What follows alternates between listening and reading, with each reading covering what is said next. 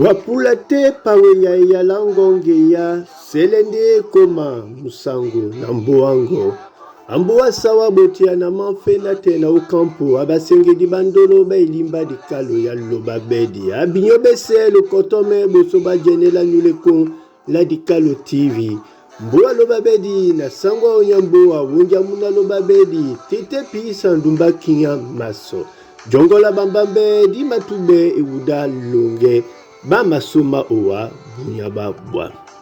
Mwendi mwa pibona nyola nje mambo asu masi malonde nope mamutie. Jala bena itoki kumbe lolo na elema baboti noka loki. Bama diele baba mabie mapaki bamongele dumse mambo. O epola mbo wanyese esibebe songa namo. Unongo mangeya mama nyongise mboa omutibe. Oyin ponda boloba subo maplano masongo na bosi wape madiba.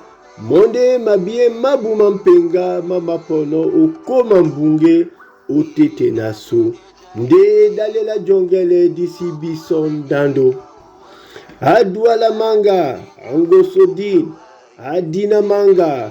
Atokote some akwela ndumbe amaswe yango amisipa mlobi amwangeto aekande panya andumba kum aloba manga piso amodadin nabane bese mboanyu imongele binyo mboa loba bedi ni mongele batete bese benanjo na dipama lambongo balomno odibombe esibe musesele mwa maladi.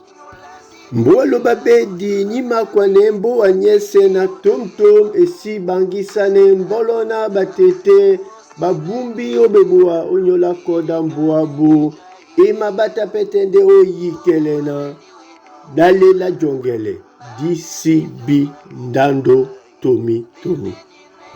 Mulongo te na tina lao mboa te na miango mau ebumbu endene na samsela nyolo ebumbu esadipe na niela miende. Loba bedi oboso, loba bedi omlema, mboa sawa dia.